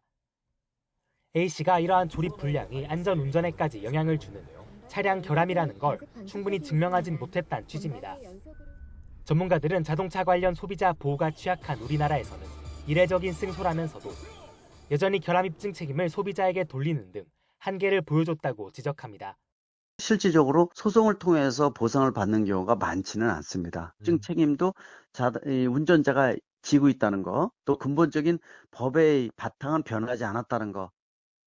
실제 현행법은 자동차 결함이 의심되는 사고가 발생하면 증명 책임을 차량을 만든 제조사가 아닌 소비자에게 지우고 있습니다. 이를 개선하기 위해 지난 국회에서 입증 책임을 제조사에 돌리는 이른바 도요니법이 발의되기도 했지만 국회 문턱을 넘진 못했습니다. YTN 김철입니다. 네, 약국을 개업했지만 제약사로부터 약 공급을 제대로 받지 못하고 있다는 현직 한약사의 제보가 들어왔습니다. 대한약사회 측의 압박 때문이라는 게 이 한약사의 주장인데요. 약국 앞에서는 약사들의 시위도 매일같이 벌어지고 있습니다. 신기혜 기자입니다. 얼마 전 서울 금천구에 약국을 개업한 한약사 A씨. 문을 열기 전부터 난관에 부딪혔습니다. 국내 유명 제약사들로부터 약 공급을 받지 못하게 된 겁니다.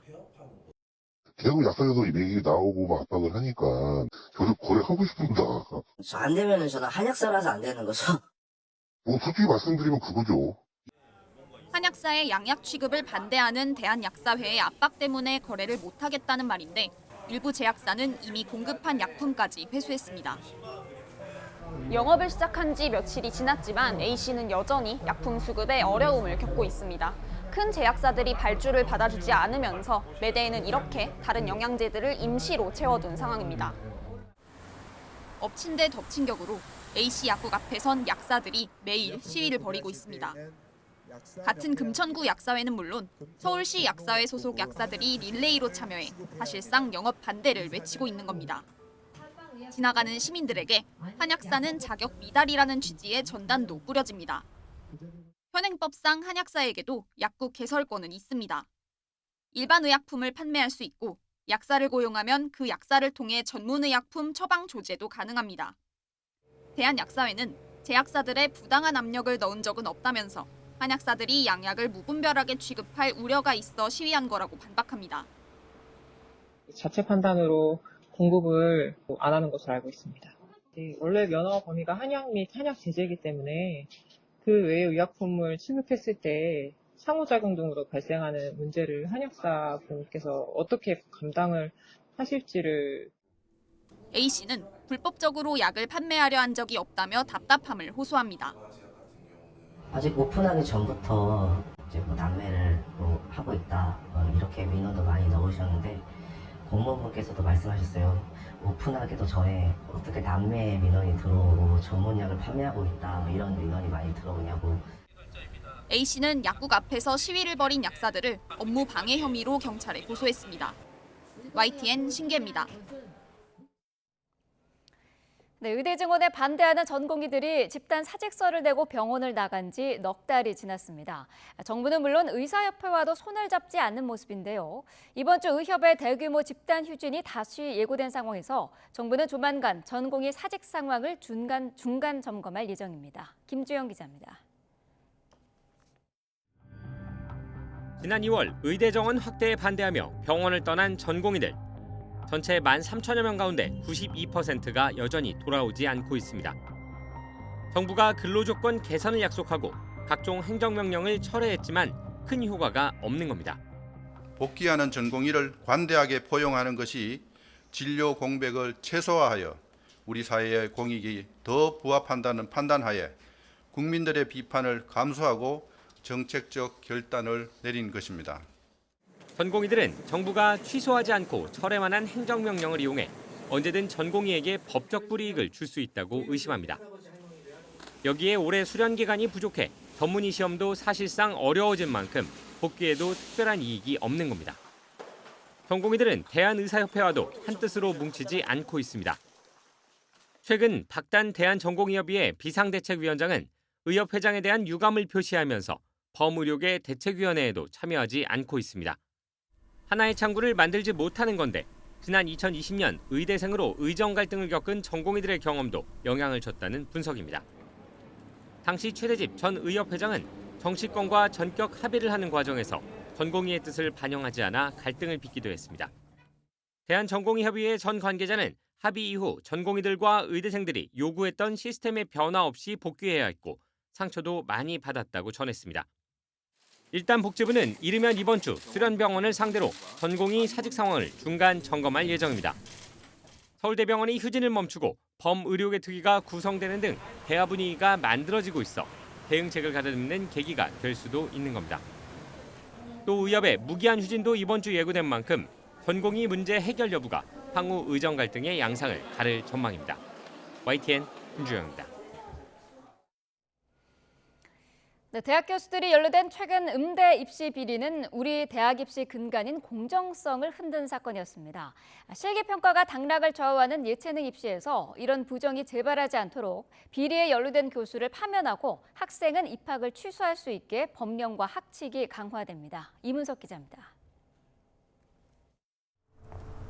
현직 대학 교수 13명이 음악대학 입시 비리 혐의로 최근 검찰에 송치됐습니다. 브로커를 통해 과외 교습을 하고 일부는 실기고사 심사위원이 돼 과외했던 학생에게 높은 점수를 준 거로 조사됐습니다. 이런 입시 비리가 대입 경쟁의 공정성을 흔들지 못하게 교수와 학생, 대학에 대한 처벌이 모두 강화됩니다. 먼저 입시 비리를 범한 교수 등 교직원을 파면할 수 있도록 징계 수위를 높이기로 했습니다. 징계 시효도 현재 3년에서 10년으로 늘릴 계획입니다. 응시 학생을 가르쳤거나 가족 친족으로 엮인 특수한 관계를 숨기면 형사처벌받게 법령을 개정할 방침입니다. 또한 부정 입학한 학생은 입학이 취소되도록 학칙에 명확한 근거를 마련하기로 했습니다. 법령상 학칙으로 정하는 입학 허가 취소 사유에 과외 교섭 등 평가자와 부정하게 사전 접촉한 행위를 추가하여 입학 취소 근거를 마련하도록 하겠습니다. 조직적인 입시 비리가 적발된 대학엔 허술한 단속 책임을 더 엄중히 묻기로 했습니다. 각종 사업 배제와 사업비 삭감은 물론이고 첫 적발 때 대학 총 입학 정원의 5%, 두 번째는 10%를 강제로 감축합니다. 가장 객관적이고 공정해야 되는 입시 제도라고 한다면 그런 일이 단 한 건이라도 있지 않도록 모든 수단을 강구하는 게 바람직하다고 생각을 합니다. 교육부는 당장 2025학년도 대입부터 강화된 입시 비리 대응 방안이 적용될 수 있도록 서둘러 법령 개정 등을 추진할 계획입니다. YTN 이문석입니다. 네, 음주 뺑소니 혐의로 기소된 가수 김호중 씨가 결국 논란이 됐던 음주운전 혐의는 피하면서 관련법을 강화해야 한다는 목소리가 커지고 있습니다. 사고 직후 또다시 술을 마시는 이른바 술타기 수법으로 정확한 음주 수치를 입증하기 어려워서인데요. 22대 국회가 열리자마자 관련 법안들이 발의됐습니다. 부장원 기자입니다. 가수 김호중 씨는 지난 18일 뺑소니와 위험운전 치상 등 4가지 혐의로 구속 기소됐습니다. 하지만 스스로 시인했던 음주운전 혐의는 끝내 제외됐습니다. 경찰은 시간 경과에 따라 음주 수치를 역추산하는 위드마크 공식으로 김 씨의 혈중 알코올 농도를 면허 정지 수준인 0.031%로 특정했지만 검찰은 이런 역추산 결과로는 유죄 입증이 어렵다고 판단했습니다. 위드마크 공식 수치가 법원에서 유죄 증거로 인정된 사례가 드문데다 특히 김 씨가 사고 뒤 17시간이 지나서야 그것도 추가로 술을 마신 뒤 음주 측정을 받아 수치 자체를 믿기 어렵다고 본 겁니다. 그러자 음주운전을 해도 도망만 잘 가면 된다. 측정기를 불기 전에 술을 사 마셔라라는 비판이 쏟아졌고 22대 국회가 열리자마자 이런 경우를 막기 위한 이른바 김호중 방지법이 잇따라 발의됐습니다. 음주 측정을 곤란하게 하려는 목적으로 추가로 술을 마시는 이른바 술타기를 할 경우 최대 5년 이하의 징역형으로 처벌하게 했는데 기존 음주 측정 거부죄와 같은 수준입니다. 이와 별개로 대검찰청도 김 씨 사건을 계기로 음주 교통사고 뒤 의도적인 추가 음주에 대해 처벌 규정을 신설해달라고 법무부에 건의했습니다. 정부와 국회가 관련법 제도 강화에 뜻을 모은 만큼 음주운전 처벌의 사각지대를 좁힐 수 있을지 주목됩니다. YTN 부장원입니다. 네, 노소영 아트센터 나비관장, 위자료 20억 원을 가집행할 수 있다는 판결을 받았지만 아직 절차에 돌입하지는 않았습니다.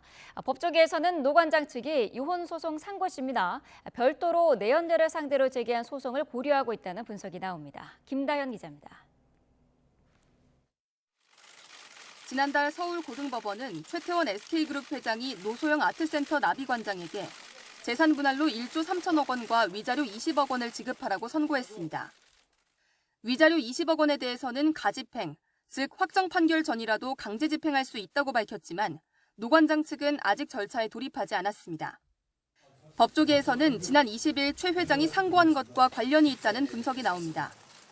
노 관장이 가집행을 신청해도 판결 자체에 불복하는 최 회장이 집행정지를 신청할 가능성이 크다는 겁니다. 최태원 회장 입장에서는 이 부분에 대해서 집행정지 신청을 할 수가 있고요. 만약에 20억 원이라는 금액을 공탁을 한 이후에 이 가집행에 대해서 집행정지를 해달라라고 하면 또 일반적인 사건과 비교해 위자료 20억 원은 이례적으로 많다는 평가가 나오는데 만약 가집행에 돌입했다가 나중에 인정 액수가 줄어들면 다시 돌려줘야 하는 현실적인 부담도 있습니다. 일각에서는 노 관장이 최 회장의 내연녀, 김희영 TNC재단 이사장에게 별도로 제기한 위자료 소송 결과를 주시하는 것 아니냐는 관측도 나옵니다. 앞서 노 관장은 김 씨에게 위자료 30억 원을 청구했는데 청구가 대부분 받아들여진다면 배우자인 최 회장에게는 더 큰 책임을 물어 요구액을 높일 수도 있다는 겁니다. 가집행과도 관련돼 관심이 쏠리는 위자료 소송의 1심 결론은 오는 8월 22일 나올 예정입니다. 이혼 소송의 경우 통상 대법원에서 심리하지 않고 기각하는 비율이 높지만 항소심 재판부가 계산상 오류를 인정하고 판결문 일부를 수정한 만큼 대법원이 심리에 돌입할 가능성이 크다는 의견이 지배적입니다. YTN 김다현입니다.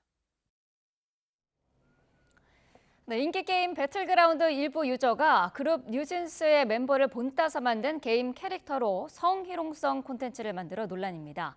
게임 제작사와 뉴진스 소속사는 논란이 커질 대로 커진 뒤에야 적극 대응하겠다는 입장을 밝혔습니다. 이경국 기자입니다. 지난 2017년 출시 이후 꾸준한 인기를 끌고 있는 서바이벌 슈팅 게임 배틀그라운드입니다. 배틀그라운드는 지난 12일 그룹 뉴진스와의 컬래버레이션 아이템을 전격 출시했습니다. 뉴진스 멤버들을 모티브로 한 캐릭터와 의상 등을 판매하기 시작한 겁니다. 깜짝 게스트 민지, 혜린, 혜인입니다. 곧 배틀그라운드에서 뉴진스 콜라보 월드와 이모트, 신규 의상을 만나볼 수 있다는 점 너무 기대되시죠? 뉴진스 멤버들로 직접 게임을 플레이할 수 있다는 점에서 많은 유저들의 관심을 끌어모았습니다. 그런데 상품 출시 뒤 일부 유저가 뉴진스 캐릭터에 노출이 심한 의상을 입힌 뒤 사진과 영상을 찍어 온라인에 공유하며 성희롱 논란이 불거졌습니다. 특히 뉴진스에는 아직 미성년자인 멤버들도 있어 논란은 더욱 커졌습니다. 게임 제작사 크래프톤과 뉴진스 소속사 어도원은 며칠이 지나서야 처음 입장을 밝혔는데 일부 유저들이 콘텐츠를 부적절하게 이용할 가능성을 충분히 예상하지 못했다며 협업 취지에 맞지 않는 착용 아이템에 대해 적절한 조처를 하고 적극 대응하겠다고 밝혔습니다. 유저들은 취지에는 공감한다면서도 낮은 확률을 뚫고 캐릭터 등을 비싸게 구입한 만큼 뒤늦게 콘텐츠를 제한하는 건 문제라며 반발했습니다. 환불을 요구하는 목소리도 빗발치고 있습니다. 게임 제작사 관계자는 YTN과의 통화에서 환불과 디자인 변경 등 유저들의 다양한 요구사항을 확인해 추후 조치 계획을 논의하고 있다고 밝혔습니다. 콘텐츠를 부적절하게 사용한 유저에게 우선 잘못이 있지만 게임 제작사와 소속사 측이 세밀한 준비를 통해 사전에 논란을 막았어야 한다는 지적이 나오고 있습니다. YTN 이경국입니다. 네, 국산 헬기 수리원 관련 자료와 한국형 초음속 전투기 KF-21의 설계도 등 군사 기밀을 판매한다는 SNS 계정이 등장해 군과 국정원, 경찰 등이 합동 수사에 나섰습니다. 문제가 된 텔레그램 채널에는 지난해부터 이런 취지의 글이 올라왔으며 수리원에 관한 자료를 판다는 메시지와 함께 부품으로 추정되는 사진이 게재되기도 한 것으로 알려졌습니다. 또 2026년 완료를 목표로 개발 중인 KF-21 설계도와 한미연합연습, 자유의 방패에 대한 문서를 판다는 글도 올라왔던 것으로 전해졌습니다. 퇴사한 직원이 직무 발명 보상금을 뒤늦게 청구한다면 재직 당시의 규정을 기준으로 삼아야 한다는 대법원 판단이 나왔습니다. 대법원은 지난달 30일 A씨가 삼성전자를 상대로 직무 발명 보상금을 달라고 제기한 소송에서 원고 패소로 판결한 원심을 깨고 사건을 특허법원으로 돌려보냈습니다. A씨는 삼성전자에서 연구원으로 일하며 세탁기 필터와 관련한 기술 10건을 발명해 1997년 8월 회사에 특허권을 넘긴 뒤 이듬해 퇴사했고 17년 뒤인 2015년 11월 회사에 기술 6건에 대한 직무 발명 보상금을 달라고 신청했습니다.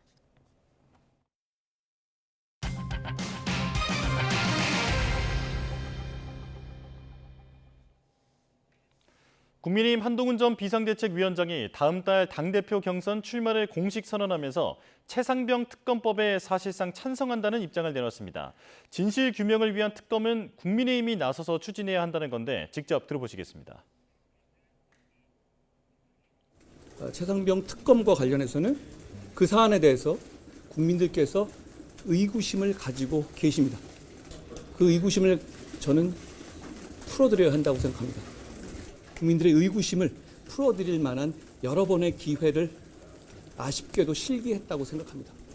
과거 우리 유전 특검이나 MB 특검 같은 경우에 대법원장이 특검을 정했던 전례가 있습니다.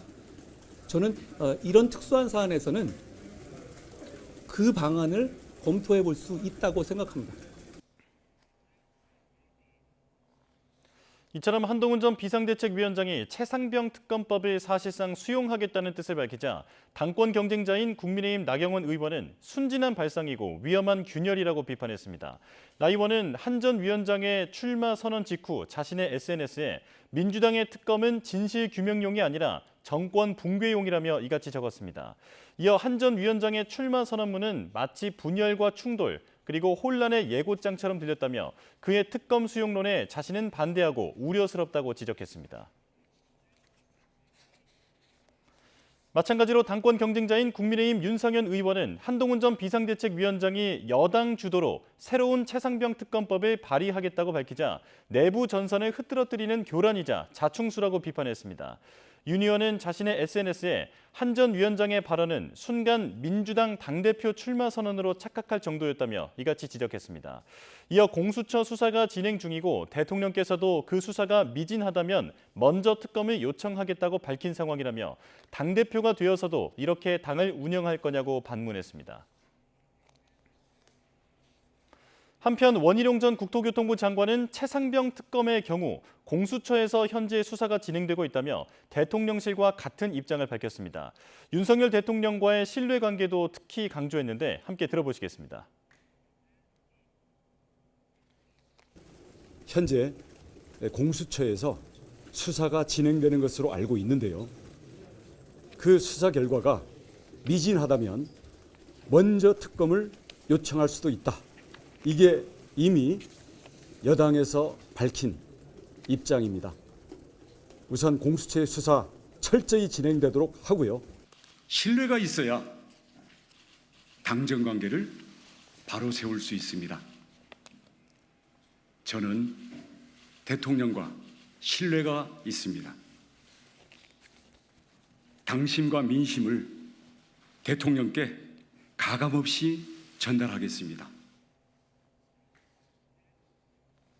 대통령실은 국민의힘 당대표 선거에 출마한 후보들이 당원들의 마음과 국민의 선택을 얻기 위해 포부와 소신들을 밝혔고 후보들 간의 치열한 논쟁이 있을 것이라고 말했습니다. 대통령실 고위 관계자는 국민의힘 당권 주자들의 출마 선언 내용과 관련해 이같이 밝히고 극단적인 여소야대라는 현 상황에 대한 진단과 해법에 대해 다양한 의견이 있을 수 있다고 평가했습니다. 이어 대통령실은 당원과 국민의 선택을 기다리고 있다며 전당대회 결과로 나타나는 당원과 국민의 명령에 충실하게 따를 것이라고 강조했습니다. 새 지도부를 뽑는 국민의힘 전당대회에 유력 대권 주자들이 잇따라 출마하면서 분위기가 달아오르고 있습니다. 반면 8월 전당대회를 앞두고 있는 더불어민주당은 이재명 대표가 이변 없이 연임에 도전할 것으로 알려지면서 상대적으로 조용한데요. 전당대회 일정과 분위기 한번 짚어보겠습니다. 국민의힘은 현재까진 4파전입니다. 일찍이 출마를 선언한 윤상현 의원에 이어 나경원 의원과 한동훈 전 비상대책위원장, 원희룡 전 국토교통부 장관이 어제 1시간 간격으로 출마를 선언했는데요. 오늘과 내일 후보자 등록이 끝나면 권역별 합동 연설회 등 유세가 시작됩니다. 자, 그리고 운명의 날 당대표와 최고위원을 결정하는 전당대회가 다음 달 23일에 열립니다. 투표는 결선 투표제로 진행되는데요. 당원 선거인단 투표를 80%, 일반 여론조사를 20% 반영하는데 어느 한 후보가 과반을 득표하지 못하면 닷새 뒤에 1, 2위 후보를 놓고 다시 투표해서 당대표를 뽑습니다. 자, 이번엔 민주당 일정도 살펴보겠습니다. 더불어민주당 전당대회는 국민의힘 전당대회가 열린 다음 달인 8월 18일로 예정돼 있습니다. 이재명 현 대표가 연임에 도전할 가능성이 큰 것으로 알려졌는데요. 출마하겠다는 다른 후보도 등장하지 않으면서 국민의힘보다는 비교적 조용한 상황입니다. 민주당은 이번 주 전당대회 준비위원회 구성을 예정하고 있고요. 다음 주 초에는 대표와 최고위원 선거, 후보 등록 공고가 진행되는데 추가 출마자가 나타날지 주목됩니다.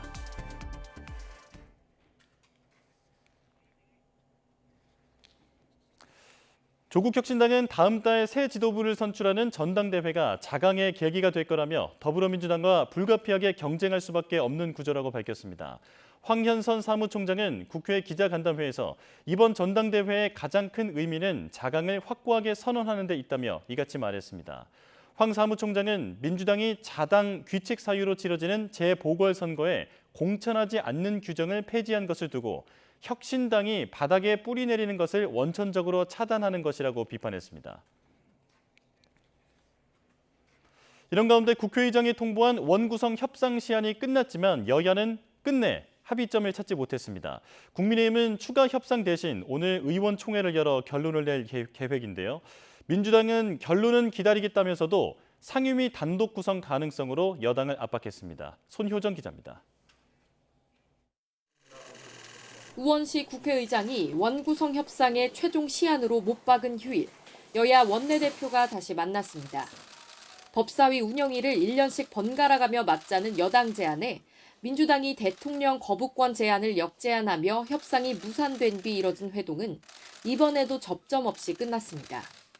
먼저 회담장을 빠져나온 국민의힘 추경호 원내대표는 국회의장이 추가 중재안을 제시하지도 민주당이 한 발 물러서지도 않는다고 비난하며 결렬 책임의 화살을 돌렸습니다.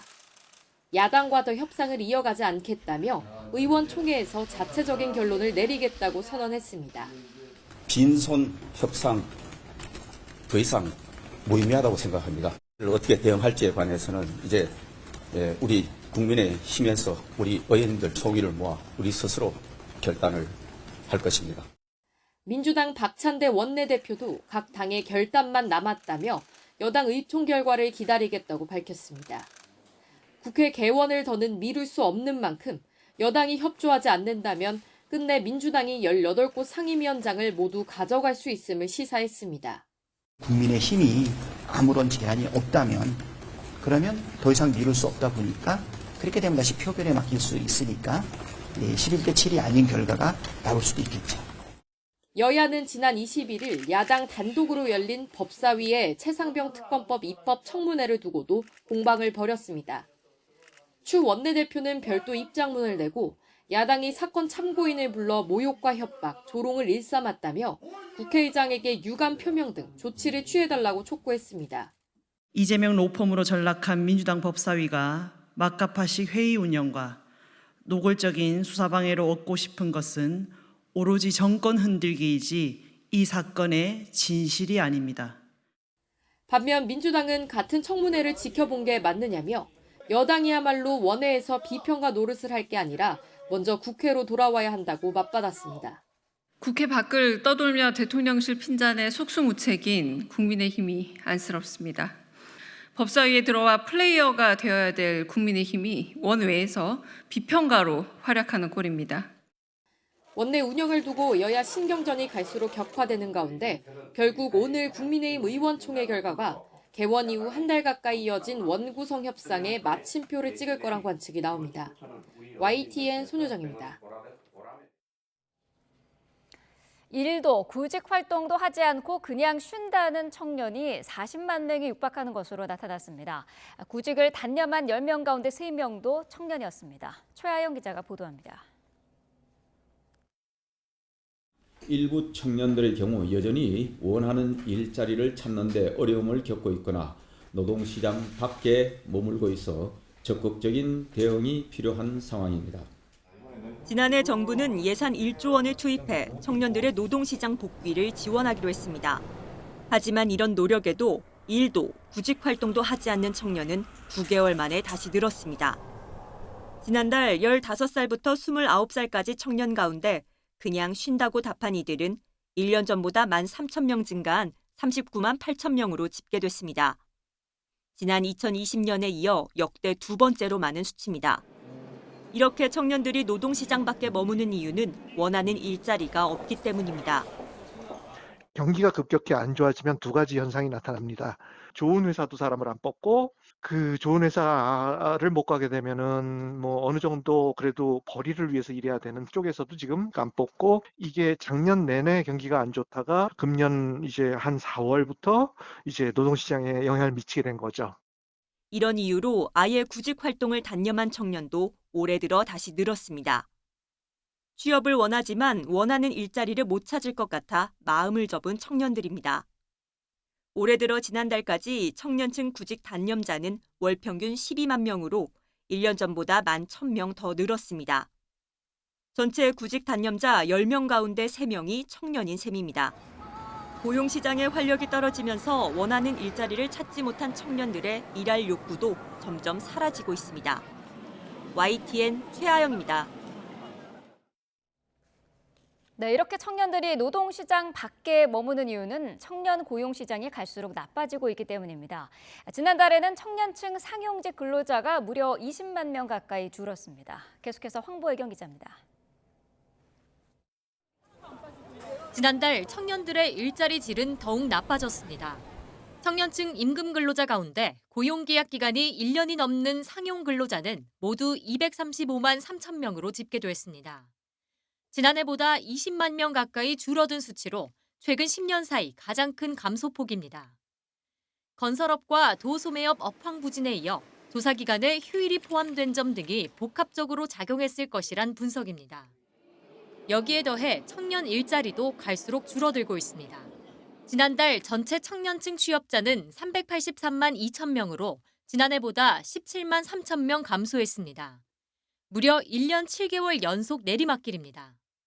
민간 기업 투자가 줄면서 채용 시장이 위축됐기 때문입니다. 고물가에 대응하기 위해서 세계적으로 고금리를 채택했죠. 지정학적 불안까지 맞물리면서 기업들이 적극적으로 신규 투자를 단행할 수 없었고요. 청년들의 신규 채용 건수의 감소로 이어질 수밖에 없는 대기업의 경력직 채용 기조도 청년들의 노동시장 진입을 가로막는 원인입니다. 지난달 15세에서 64세 고용률이 처음으로 70%대로 올라서며 역대 최고 수준을 기록했습니다. 하지만 미래 세대인 청년 고용 상황은 좀처럼 나아질 기미를 보이지 않고 있습니다. YTN 황보혜경입니다. 네, 기준금리 인하에 대한 기대로 시장금리가 큰 폭으로 떨어지면서 주요 시중은행들의 대출금리 하단이 2%대까지 내려앉고 있습니다. KB국민과 신한하나, 우리은행의 지난 21일 기준 주택담보대출 혼합형 고정금리는 연 2.9에서 5.4% 수준입니다. 지난달 3일과 비교해 상단은 0.423%포인트, 하단은 0.54%포인트 낮아졌습니다. 이에 가계대출이 다시 급증할 수 있다는 우려가 나오는 가운데 5대 은행의 가계대출 잔액은 707조 6천억 원으로 이달 들어서만 4조 4천억 원이 늘었습니다. 유튜브 뮤직 끼워 팔기 의혹에 대한 공정거래위원회 조사가 다음 달 안에 마무리될 전망입니다. 한기정 공정위원장은 그제 기자간담회에서 구글이 유튜브 프리미엄에 유튜브 뮤직을 끼워 파는 것과 관련해 다음 달 조사를 마무리하고 법 위반이 확인되면 엄정 조치하겠다고 밝혔습니다.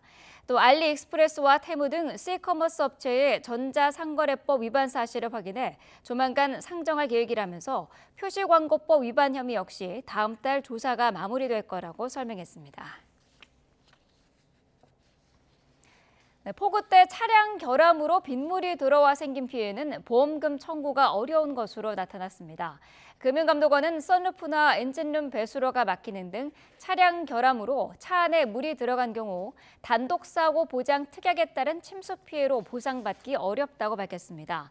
또 차 문이 열려 있는 때 빗물이 들어간 것 역시 침수로 보지 않아 보상이 어렵다고 설명했습니다. 네, 전동 킥보드를 충전하는 도중에 발생하는 화재는 주로 여름에 집중적으로 나타나고 있습니다. 높은 외부 온도가 배터리에 영향을 주기도 하지만 장마철 습기 역시 원인 중 하나로 꼽혀서 각별한 주의가 필요합니다. 김기수 기자입니다.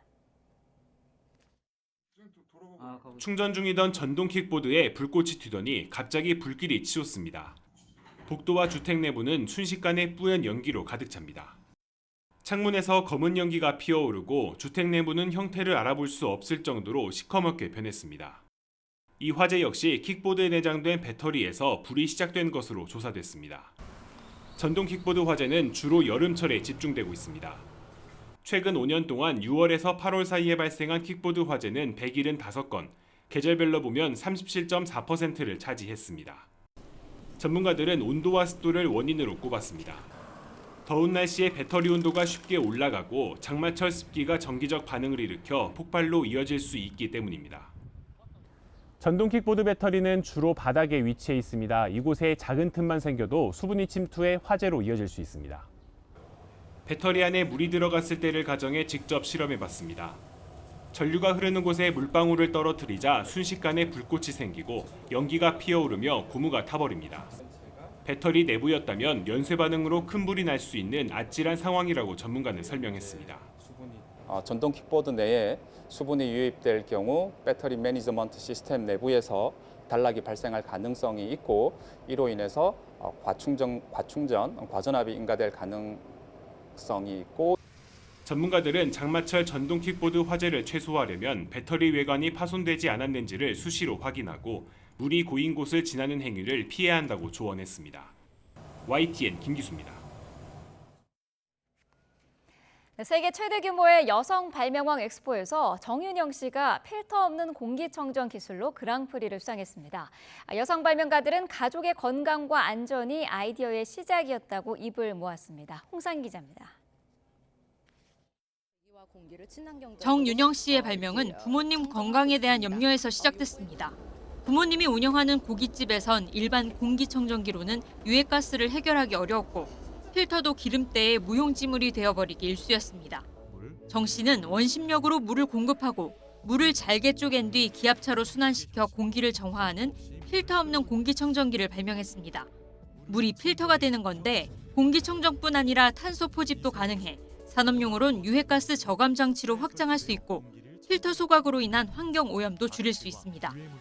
이렇게 큰 상을 받게 되어서 앞으로 더욱 여성 발명가들이 많아지고 기술 개발이 더 확장되는 본보기가 되도록 노력하겠습니다. 특별상을 받은 이 보행 보조차의 발명 배경도 비슷합니다.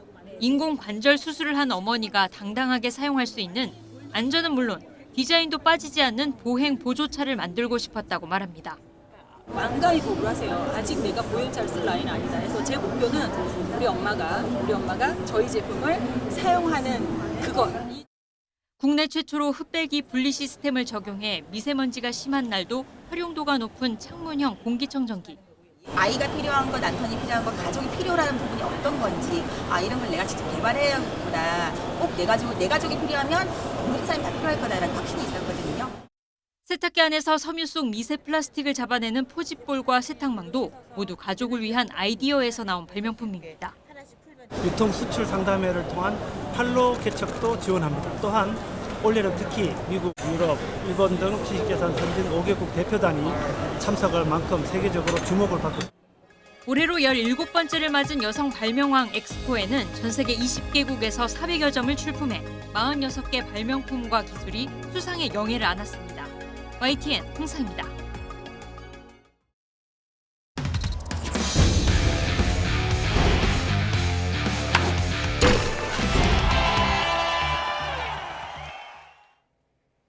프로야구 기아 김도영이 한화 류현진을 상대로 홈런을 터뜨리면서 개인 첫 20홈런 20도루 클럽에 가입했습니다. 전반기 20-20 클럽 가입은 역대 KBO 리그에 4번밖에 없었던 대기록입니다. 양시창 기자입니다. 류현진의 3구째 체인지업이 가운데로 몰리자 김도영이 벼락같이 배트를 돌립니다. 맞는 순간 홈런을 직감할 정도로 멀리 날아간 타구는 그대로 외야 관중석 상단에 꽂힙니다. 김도영의 올 시즌 20번째 홈런. 홈팬들은 함성과 함께 김도영의 이름을 연호합니다. 앞서 도루 22개를 기록한 김도영은 이 홈런으로 KBO 통산 57번째로 20홈런 20도루 클럽에 가입했습니다. 전 시즌을 걸쳐서 달성하기도 쉽지 않은 기록인데 김도영은 시즌 반환점을 돌기도 전에 기록을 완성했습니다. 역대 KBO에서 전반기에 20-20 클럽에 가입한 건 1996년과 2000년의 박재홍, 1999년 이병규, 2015년 에릭 테임즈까지 3명이 달성한 4번이 전부입니다. 김도영이 프로야구 전설들과 어깨를 나란히 하며 역대 5번째로 이름을 올렸습니다. 김도영은 이뿐만 아니라 홈런 공동 2위, 안타 4위, 타율 8위, 루타 1위, OPS 4위 등 타격 전 부문에서 상위권에 이름을 올리고 있습니다. 말 그대로 MVP 모드로 매경기 거침없이 행진 중입니다. 선두 기아는 하나와의 더블헤더 1차전에서 김도영의 홈런 이후 타선이 폭발하면서 5점차 열세를 딛고 경기를 시속 게임으로 끌고 갔지만 뒷심 부족으로 한 점차 패배를 떠났습니다. YTN 양시창입니다.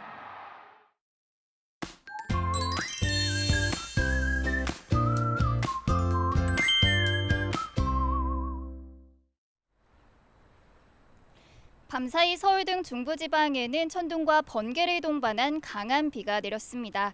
습도가 잔뜩 높아진 탓에 출근길부터 후텁지근한데요.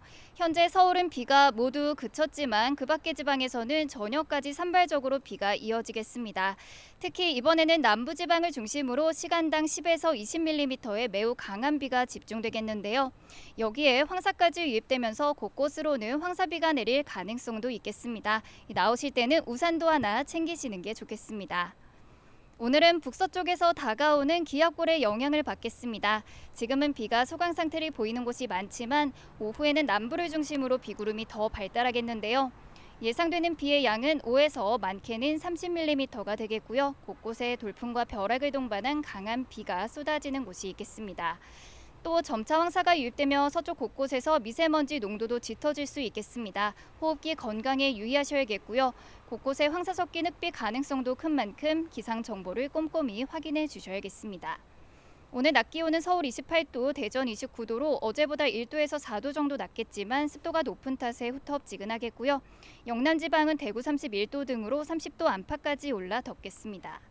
비가 그친 뒤 오후에는 찬 공기가 밀려오면서 내일은 오늘보다 기온이 좀 더 내려가겠습니다. 수요일인 모레는 다시 정체전선이 북상하겠고 제주도와 남해안부터 장맛비가 내리겠습니다.